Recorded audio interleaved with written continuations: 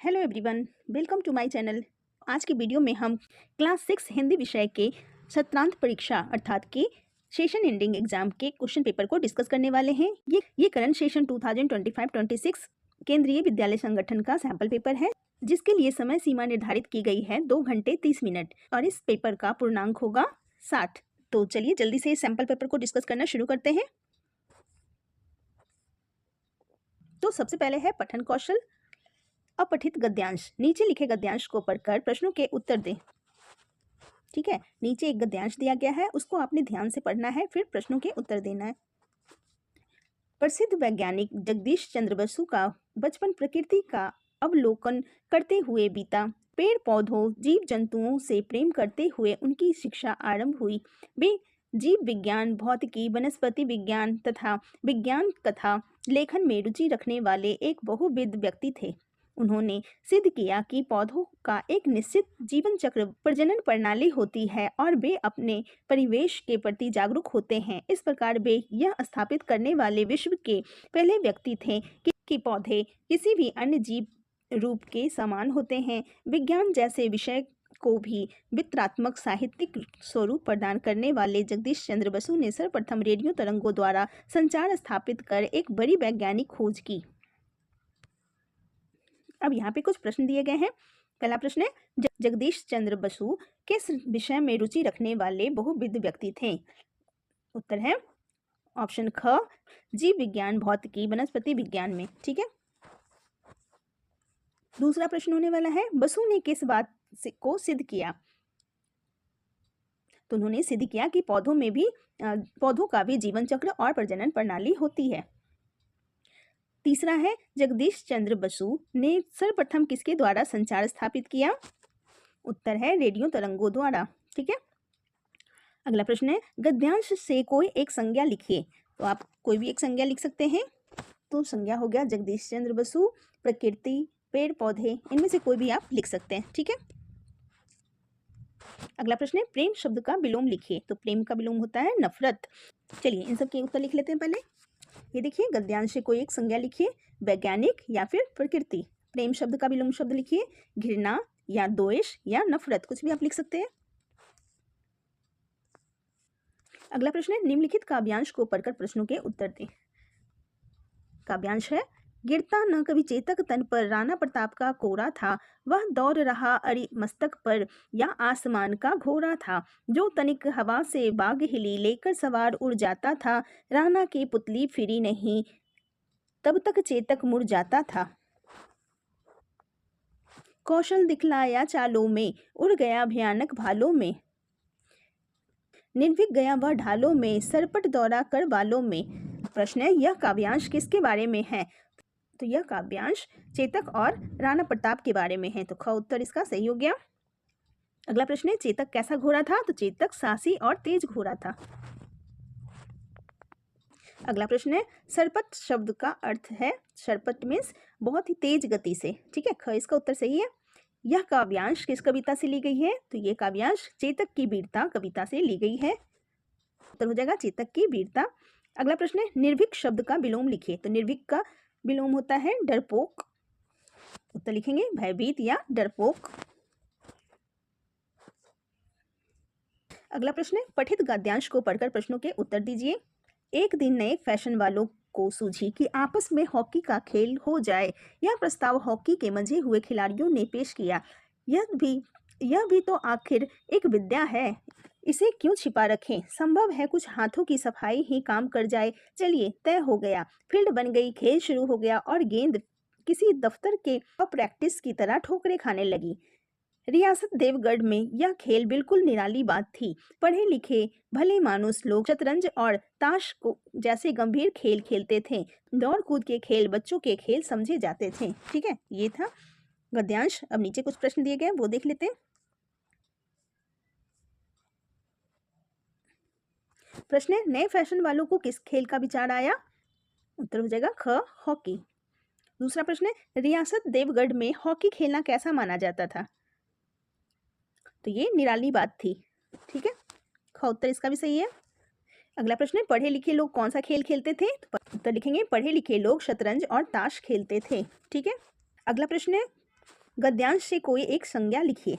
तो संज्ञा हो जाएगा रियासत या देवगढ़। ठीक है। अगला प्रश्न है बच्चों शब्द का एक वचन लिखिए। तो बच्चों का एक वचन हो जाएगा बच्चा।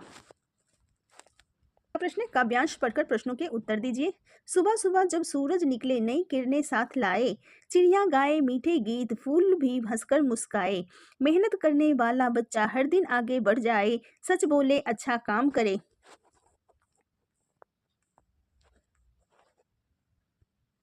सबका मन वह जीत जाए, समय की कीमत जो जाने, जीवन सफल बन जाए, आलस छोड़ो आगे बढ़ो, खुशियों के दीप जलाए। प्रश्न है सुबह सुबह सूरज क्या लाता है। सुबह सुबह सूरज नई किरणें लाता है। ख उत्तर इसका सही है। अगला प्रश्न है कविता में कौन आगे बढ़ता है। मेहनत करने वाले लोग आगे बढ़ते हैं। कविता में मेहनत करने वाला बच्चा आगे बढ़ता है।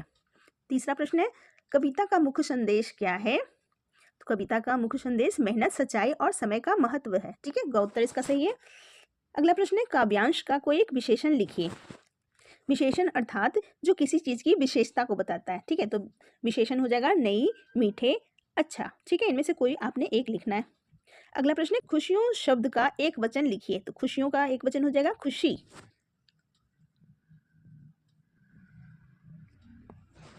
ठीक है। अगला प्रश्न है पाठ्य पुस्तक के पाठों के आधार पर किन्हीं 5 प्रश्नों के उत्तर दीजिए। पहला प्रश्न है कविता जलाते जलों में किसे जलाने और किसे बुझाने की बात कही गई है। ख प्रश्न है बिहू एक कृषि आधारित त्योहार है, कैसे। ग है यशोदा माता ने श्री कृष्ण को हंसते हुए गले क्यों लगा लिया। अगला प्रश्न है नौकरी की चाह में आए लोगों ने नौकरी पाने के लिए कौन कौन से यत्न किए। आगे है नेशनल पार्क और चिड़ियाघर में क्या अंतर है। अगला प्रश्न है बीज के अंकुरित होने में किस किस का सहयोग मिलता है। फिर प्रश्न है पौधे अपना भोजन कैसे प्राप्त करते हैं। ठीक है, चलिए इन सब के पहले उत्तर लिख लेते हैं। पहला प्रश्न है कविता जलाते चलो में किसे जलाने और किसे बुझाने की बात कही गई है। उत्तर लिखेंगे इस कविता में आशा, ज्ञान और सद्भावना का दीप जलाने की बात कही गई है, साथ ही अंधकार, निराशा और बुराई को बुझाने का संदेश दिया गया है। अगला प्रश्न है बिहू एक कृषि आधारित त्योहार है, कैसे। उत्तर लिखेंगे बिहू त्योहार फसल कटाई और खेती से जुड़ा होता है। इसमें किसान नई फसल के आने की खुशी मनाते हैं और प्रकृति को धन्यवाद देते हैं, इसलिए यह कृषि आधारित त्योहार है। अगला प्रश्न है यशोदा माता ने श्री कृष्ण को हंसते हुए गले से क्यों लगा लिया। उत्तर लिखेंगे यशोदा माता श्री कृष्ण की बाल लीलाओं और मासूम हंसी को देखकर बहुत प्रसन्न हो गई। उनका प्रेम उमड़ पड़ा, इसलिए उन्होंने कृष्ण को हंसते हुए गले लगा लिया। अगला प्रश्न है नौकरी की चाह में आए लोगों ने नौकरी पाने के लिए कौन कौन से प्रयत्न किए। उत्तर लिखेंगे नौकरी की चाह में आए लोगों को अच्छा बनकर दिखाना था, इसलिए उन्होंने झूठा दिखावा शुरू कर दिया। उन्होंने मीठा और नम्र व्यवहार अपनाया, प्रातःकाल उठकर पुस्तकें पढ़ना इत्यादि दिखावा करने लगे। अगला प्रश्न है नेशनल पार्क और चिड़ियाघर में क्या अंतर है। उत्तर लिखेंगे नेशनल पार्क में जानवर प्राकृतिक वातावरण में खुले रूप से रहते हैं। चिड़ियाघर में जानवर पिंजरों, बाड़ों में बंद रखे जाते हैं, लोग उन्हें देखने आते हैं। ठीक है। अगला प्रश्न है बीज के अंकुरित होने में किस किस का सहयोग मिलता है। उत्तर लिखेंगे बीज के अंकुरित होने में मिट्टी में उपस्थित जल और पोषक तत्व, उचित तापमान तथा हवा का सहयोग मिलता है। इनकी सहायता से बीज फूटकर अंकुर बन जाता है। अगला प्रश्न है पौधे अपना भोजन कैसे प्राप्त करते हैं। उत्तर लिखेंगे पौधे प्रकाश संश्लेषण की प्रक्रिया द्वारा अपना भोजन बनाते हैं। वे जड़ों से पानी, हवा से कार्बन डाइऑक्साइड लेते हैं और सूर्य के प्रकाश की सहायता से पत्तियों में मौजूद हरित लवक अर्थात क्लोरोफिल के द्वारा भोजन तैयार करते हैं। इस प्रक्रिया में ऑक्सीजन भी निकलती है। ठीक है, इनमें से किन्हीं 5 प्रश्नों के उत्तर आपने देना है। अगला है व्याकरण निर्देशानुसार उत्तर दें। पेड़ की विशेषता बताने वाले 2 शब्द लिखिए। तो आप कुछ भी लिख सकते हैं। पेड़ कैसा है, घना पेड़ लिख सकते हैं आप, या फिर छायादार पेड़ लिख सकते हैं, या फिर फलदार पेड़ लिख सकते हैं। ठीक है। ख प्रश्न है आसमान, आसमान शब्द के भीतर छिपे हुए शब्दों को लिखें। तो आसमान से शब्द आप बना सकते हैं। एक तो आस हो गया, दूसरा मान हो गया, तीसरा हो जाएगा आसन, चौथा हो जाएगा समान। ठीक है, इस तरह से आप शब्द बनाएंगे। अभी सबके उत्तर भी हम लिखेंगे। अगला प्रश्न है नीचे दिए गए शब्दों के समानार्थी शब्द लिखिए। तो हवा, हवा का समानार्थी शब्द होता है पवन। समीर, आप कुछ भी लिख सकते हैं। आसमान का समानार्थी शब्द आकाश, नभ। ठीक है, अगला है विपरीत अर्थ वाले शब्द लिखिए। आदर, आदर का विपरीत शब्द होता है निरादर। दयालु का विपरीत शब्द निर्दयी। ठीक है, चलिए इनके उत्तर लिख लेते हैं पहले। पेड़ की विशेषता बताने वाले शब्द हो गए घना, फलदार। आसमान के भीतर छिपे शब्द हो गए आस, मान, आसन, समान, आन। ठीक है, नेक्स्ट है दिए गए शब्दों के समानार्थी शब्द लिखिए। हवा का समानार्थी शब्द पवन, आसमान का आकाश। अगला है विपरीत शब्द अर्थ वाले शब्द लिखें। आदर, अनादर, दयालु, निर्दयी। ठीक है, अगला है एक अनार 100 बीमार कहावत का भावार्थ लिखिए। तो इसका भावार्थ हो गया एक वस्तु पर बहुत सारे लोगों का अधिकार या चाह होना। अगला प्रश्न है भाववाचक संज्ञा का एक उदाहरण दें। तो भाववाचक संज्ञा का उदाहरण हो जाएगा खुशी, प्रेम, सुंदरता। कुछ भी आप लिख सकते हैं तीनों में से। अगला प्रश्न है ईश्वर को मानने वाला वाक्यांश के लिए एक शब्द लिखें। तो ईश्वर को मानने वाला होता है आस्तिक। ठीक है, अगला प्रश्न है ईला प्रत्यय जोड़कर शब्द बनाए। तो नोक का हो जाएगा नोकीला, जहर का हो जाएगा जहरीला। ठीक है, अगला प्रश्न है वाक्य को संयुक्त वाक्य में बदलें। वह पढ़ता है, वह खेलता है। तो इन दोनों को ज्वाइन करके आपने एक सेंटेंस बनाना है। तो हो जाएगा वह पढ़ता और खेलता है। अगला प्रश्न है संग उपसर्ग जोड़कर 2 शब्द बनाएं। तो संग से हो जाएगा संगीत और संग्राम। अगला प्रश्न है वाक्य में क्रिया छांट कर उसका काल लिखिए। तो बाकी है बच्चे मैदान में खेल रहे हैं। तो ये खेल रहे हैं इसका क्रिया हो गया और काल हो गया वर्तमान काल। ठीक है, तो यहाँ लिख देंगे हम वर्तमान काल, काल हो जाएगा वर्तमान काल। ठीक है, वाक्य को प्रश्नवाचक वाक्य में बदलें। तो यहाँ वाक्य है वह स्कूल जाता है। तो प्रश्नवाचक वाक्य हो जाएगा क्या वह स्कूल जाता है, फिर नीचे प्रश्नवाचक चिन्ह लगाएंगे। ठीक है, चलिए आगे चलते हैं। अगला प्रश्न है रचनात्मक लेखन। निम्न में से किसी एक पर अनुच्छेद लिखें। ठीक है, आपने अनुच्छेद लिखना है जल संरक्षण पे, स्वच्छता अभियान या फिर विद्यार्थी जीवन। तीनों में से किसी एक पर आपने अनुच्छेद लिखना है। अनुच्छेद इस प्रकार से हम लिखेंगे जल संरक्षण।